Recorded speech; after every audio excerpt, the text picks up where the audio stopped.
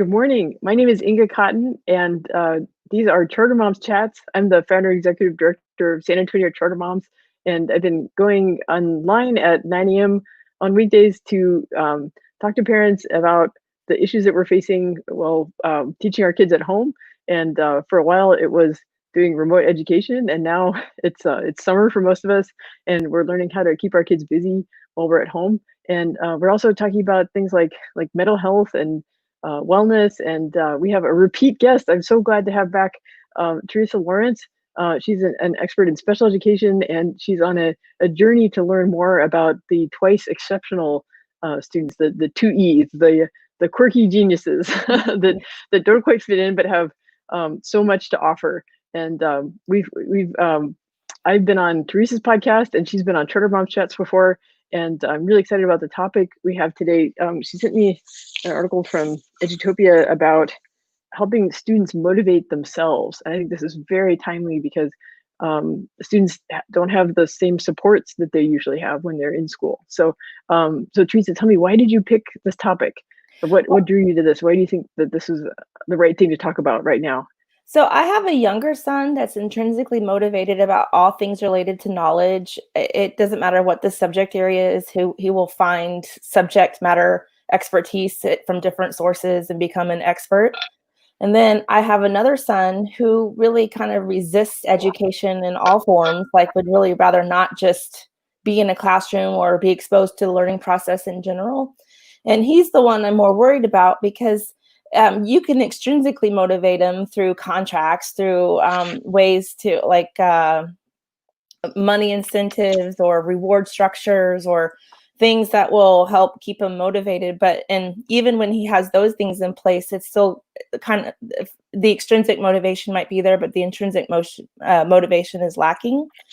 So I really want to delve deeper into this as a mom. I'm still like kind of looking for answers on what would help intrinsically motivate him. And I feel like this article really, it kind of exploded my interest in learning more about this area of transferring knowledge from extrinsic, or the motivation to acquire knowledge through intrinsic motivation versus extrinsic motivation. And it seems like it's a lot easier to extrinsically motivate people than it is to intrinsically motivate them if they don't already have the capacity to do that. So I want to learn. I think anything is teachable. That's just kind of who I am as a person. So I kind of just want to learn how I can teach that. Because I don't really know. I've been intrinsically motivated most of my life that I remember to in the learning process. I'm just an avid learner. I'm a lifelong learner. I love to learn. And I've always kind of have been that way. So I don't really know how to teach it because I'm intrinsically motivated as a learner. So as a mom, I'm kind of stuck and I'm like, how do I do this? And so I'm looking for added resources in this article. Wow. Yeah. So I definitely want to learn more about the strategies that were presented in this article and start implementing them both at home and in the classroom. Yeah. One thing I really like about this article you chose is that I feel like I think it's written as a guide for teachers in mind, but I think that it's written like the research is so good and it's written in a flexible way so that like parents, like you said, you as a mom are trying to learn how to teach this. That I mean, parents, like you really can like take this article. So I'll update the description for the video and include the link to the article so that the readers can like click through and like look at some of these studies. But so like I think one of the key concepts is cognitive choice. Yes. So can you explain more about cognitive choice? Because I like as I was reading, I was like, this makes sense. This makes sense. Yeah. So when you put the student or your child in front of their own learning and allow them an avenue and their best their best skills to do their best learning, when you put them in the driver's seat of that process, I think they intuitively take more responsibility for that. So I think that putting them in situations where they have to develop their own interest or their own observations about what makes them learn. If you back off and say, if you give them a goal and say, this has to be done in a week, and I'll give you checkpoints, but I'm not going to tell you exactly how it needs to get done or like what point you need to be at which point. All I know is that it needs to be done in a week, and I'm just going to give guideposts about, I'm just going to do check-ins and give guideposts about where you are in the process of whatever that goal is. I'm going to start doing that. I'm just going to tell my son, and I'm going to start with the chores. I'm going to tell him this has to be done in an hour. And I'm gonna look and see where your process is, and I don't want to have to micromanage it. That's where we're gonna run into problems, both as the mom, the supervisor, and you actually being the employee or the student. So I kind of just want to start adopting that mindset as a mom and kind of like let it leak over into other areas. I'm also a private tutor. So I'm kind of wondering how I could implement this strategy, because there's things like alternate learning styles where you really, it goes back to identifying the student's strengths. So you identify what the strengths are through observation, through like what we talked about last time, noticing the noticing, right?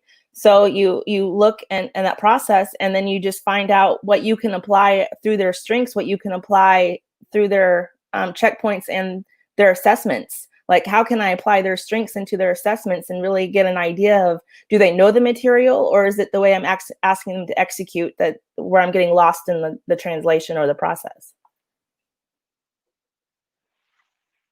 Right. I think one of the things that the article talks about is that like cognitive choice, it's deeper than just like, okay, are you going to do a poster or a report, right? But it's deeper than that, right? It's like, and I think that's where like bringing up the strengths aspect is important, because then it's like, I guess like strengths based means like the teacher or the parent is noticing like, where their child or their student's strengths are. But in some ways, cognitive choice is a way for the student to kind of discover in themselves, right? Like, how, yeah.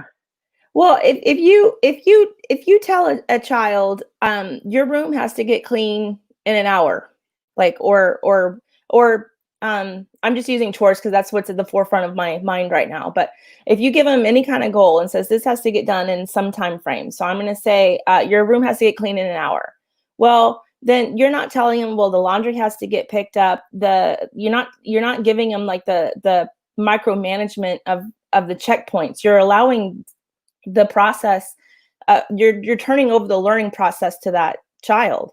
So it's like they're kind of in charge of they're not just in charge of their checkpoints, or they're in charge of the whole thing.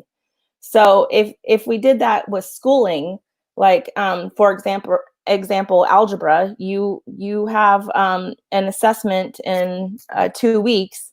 You need to learn how to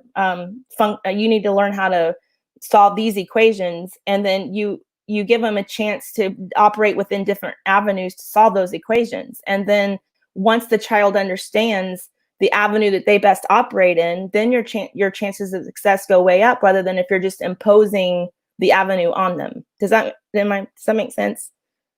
So yeah. so I mean, it's I think for math, like they need support along the way, like to be able to ask questions, right? To say right.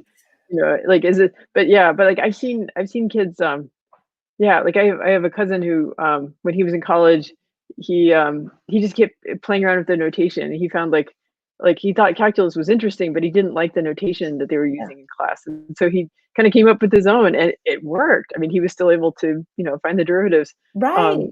and like that. And you might say, well, that's arbitrary. Like why waste that time inventing a new system of notation for calculus? There's already one that's been around for over 200 years, and no one's going to adopt your new system. That's not the point. The point is like the discovery, and like the fact that he learned it inside and out while he was coming up with this new notation, right? Even if it looks like Elvish and no one else can read it, but like Right. to him, he had that deeper knowledge of it. Like he really inhabited, those problems that way, in a way that like most students don't really embrace advanced math that way. But he had fun with it, So and he was creative. if you can use a creative process with something as seemingly linear as algebra or some other process, then that really shows that you can apply this methodology to anything. So my dad told me a story yesterday where my grandfather invented algebra. He was a manager of a movie theater, but he had no formal education. He dropped out in the 6th grade. So, because of, family situations, and it was a different generation. So, but in order to get the business model right for the movie theater that he was managing, he created himself this formula, and because he had no formal education, he did it himself. So, and then he was able to really shine as somebody who could operate a business because he was able to apply his own methodologies to solving a problem. Really, that's all I'm talking about. You could apply that to Right. algebra, history, cleaning your room. If you really allow the child to really explore what their own avenue is in solving a problem, I think the more likely we are to find success and to be able to become facilitators rather than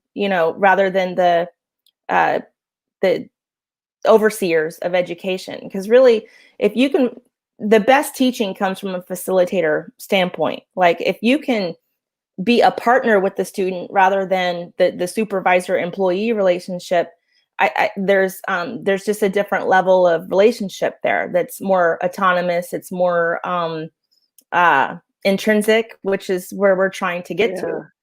So Yeah. I'm really trying to apply that framework more as a mom and also as a teacher.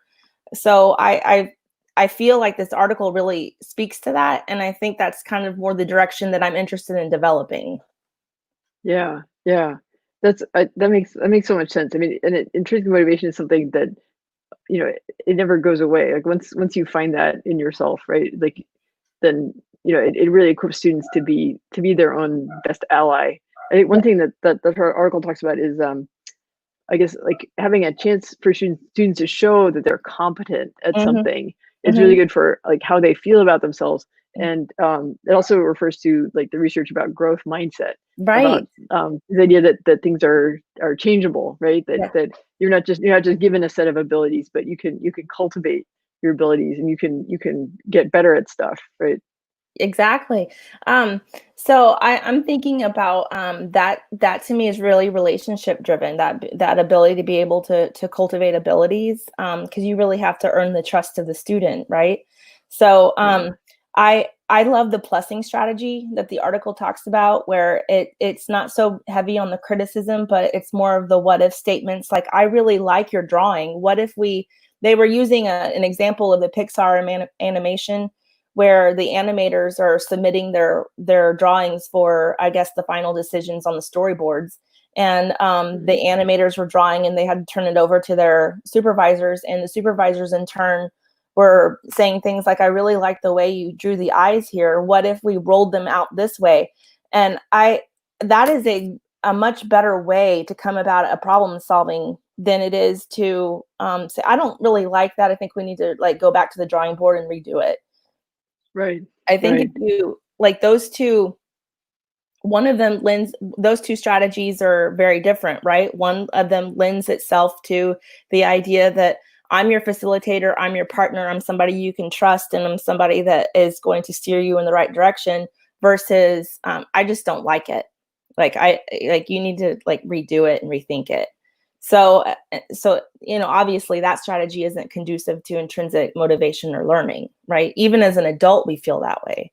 So I think we put a lot of pressure on kids to conform to the teacher's expectations. And yeah, and I feel like sometimes it's the teachers maybe that need to perhaps mold themselves to the values of the kids, and really make them feel like they are partners rather than students in whatever ways you can. So so if I can sort of recap what the how the plussing strategy works, it's like the student Oh, does something or presents their work, the teacher looks at it, and then like a way to kill motivation is to say, eh, or no, you did it wrong. Like, yeah, but there's no way to learn from that, right? Like the right, student's ego is destroyed, right. and they don't know what to change, they don't know how to recover. But if a teacher can give feedback like, okay, I liked this part of it, maybe you could do it, more of this, or like this part works.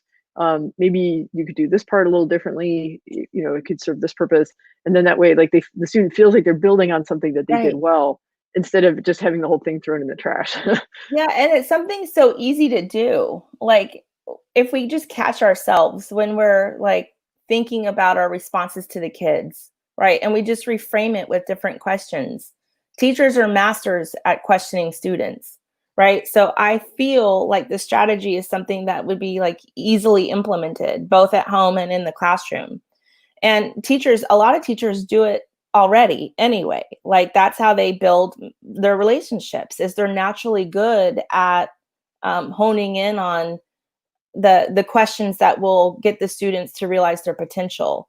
And a lot of teachers, I think I'm already kind of speaking to something that's done a lot, but it's a good reminder, and a good and it's a good strategy even in the workplace. So, because Yeah. the example that the article gives us is directly from the workplace, it's not from the classroom, Mhm. even though it was an educational strategy. So Yeah. I think When the that, oh, go ahead. Oh, our team's been, we're doing a redesign on the website. So if anyone goes to sachartermoms.com, you'll see that it looks a little different. It's not quite, we don't have all the finishing touches on it yet, but it's been really a joy working with the creative team, the web developers, and like I feel like I dabble in art, but I am not an artist. I don't know the vocabulary of art. Like I don't. But like I try to give feedback to the graphic designer and be like, I like the feeling of this. Like, but yeah, can you put a sailboat instead of a popsicle, or like. So I just try to give, and like to internet, like meaningfully collaborate on something. me, I can't that's just say it. like I like this, I don't like this, but like say like I like this, let's do more of this, and I then love that way, that. like we have this really good collaboration, like, and it's led to like the website coming out to be something that our team is really proud of. So I'm super excited about that. I mean, So I might have that to do a chat where I just talk about the website. yeah, that's okay.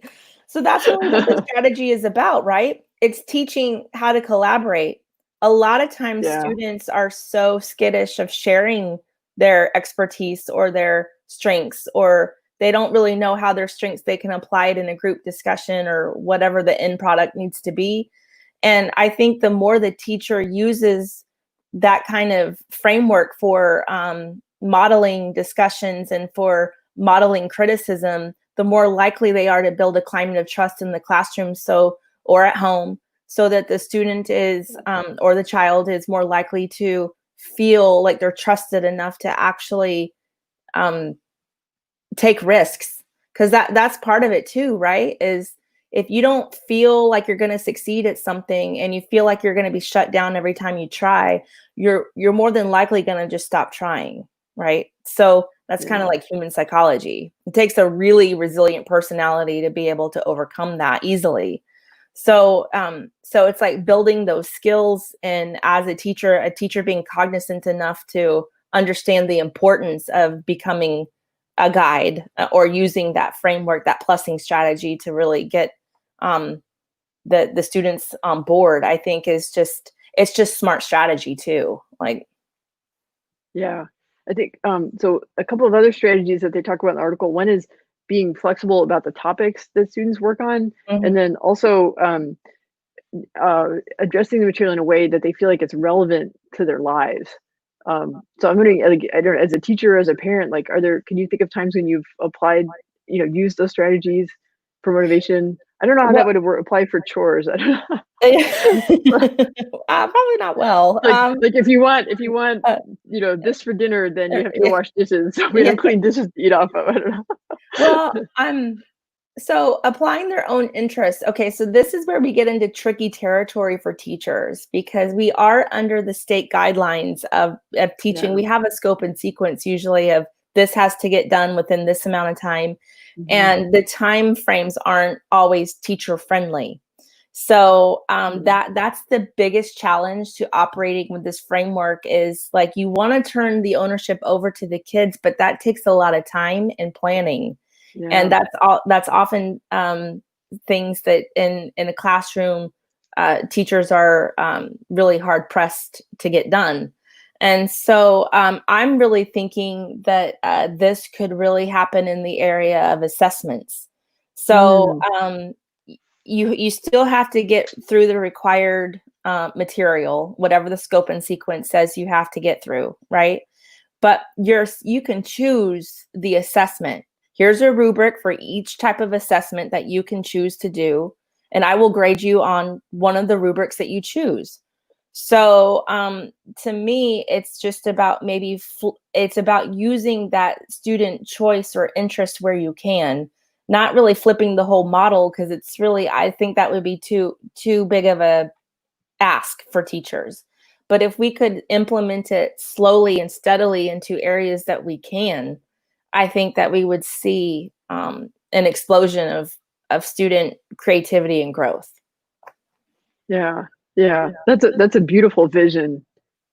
Yeah. Do you feel like that in this time, like, I keep reading about, some students got behind in the spring, or, they didn't get all the material that not everything was covered that should have been covered, just because all the disruption of remote education. I mean, everybody trying their best, but, do you see how this kind of flexibility, might be a strategy to help kids get caught up? Oh, Either absolutely, I do. I feel like, okay, a student has to do a second grade student who is a struggling reader has to do a running record.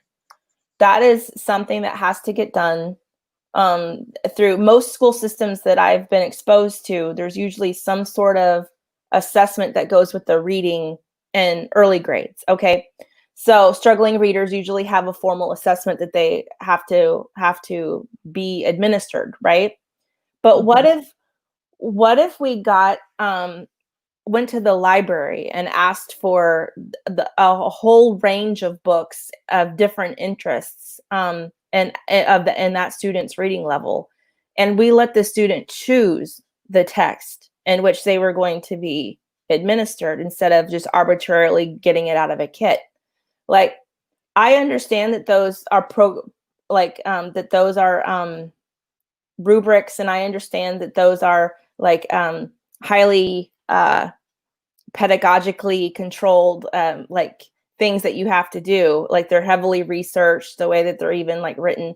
But I didn't teach my kid to read from a kit. Like, those kits are important, and I'm not trying to discount the importance of them. But really, what I got my children to read first were texts that were interesting to them. And then once I got them involved in that world, and they built the trust around the idea, or they knew that reading wasn't scary or bad or hard, and it was interesting and fun. Once I got that through to them, then giving them the harder stuff wasn't as difficult or hard. But it's yeah, almost like we do it backwards in teaching, in a way where it's, to me, it's like you just constantly give them the hard stuff, or the stuff that has to be graded, and we don't make enough time for the stuff that's of their interest. So, and right. I think that if we just tweaked it, I'm not asking for major changes, but I think Yeah, if we just tweaked it and made it a little more student centered, or a little more student friendly, we would see more interest. right, right. And which gets closer to the goal of having every student get to mastery of Hmm. those skills, right? And whether it follows the schedule that's in the Stokoe sequence, Right. right? The important thing is that they get there, right? And Yeah. they're more likely to get there if they feel motivated, Right. Right. that they feel like it's worthwhile. They feel confident about themselves. Like, I'm a learner, I can do this. Right. Yeah, Yeah. Yeah. It's all about instilling that sense of, um, choice and interest. And students today, especially, I think they have to be entertained. They have to feel like it's fun, or it's almost like it's, well, I don't want to get too much into personal observations that may or may not be accurate, but my own personal observation that is up for scrutiny, I invite anybody to scrutinize this, is that it's almost like tied to their self-esteem, in a way where if it's not fun, they don't want to try. And if they don't want to try, they don't feel good at it. So it's almost like this cycle, whereas if you just set it up as, first, it's novel, it's fun, it's going to be great. Like, if you set the expectation that it's going to be something that's interesting, then I just think the buy-in comes easier. right, right. Right. Well, I think that also comes down to you talked about building relationships with Mm, students. So mhm, if the teachers are, listening to them and they, they show that they care. I think, yeah, the article has like specific suggestions about how to communicate with your students. As I was reading it, I was thinking, well, this is kind of geared towards teachers, but like honestly, like when you're a parent at home and you feel like it's like, okay, I mean, I've seen surveys, like a lot of parents are worried that their kids got behind last year, mhm, because school was different and, like the packets were smaller. I know they didn't cover as many spelling words as they normally would. Like I was giving the spelling test. I knew they were shorter than what they would have been if my daughter had been on campus. Right. So parents are anxious because like we feel like our kids are behind. So then if it's like, okay, it's homeschool time, and then we put on like, what we think teachers are supposed to act like or something, and then we get all really strict. But I think that this article is a really good reminder that like really it's all interrelated, right? Like if whether you're a parent or a teacher, if you're guiding a student, like right, it does depend on like they need to feel seen. They need to feel that right. you care about them, that like that you're on their side and that you believe in them and you'll help them get there.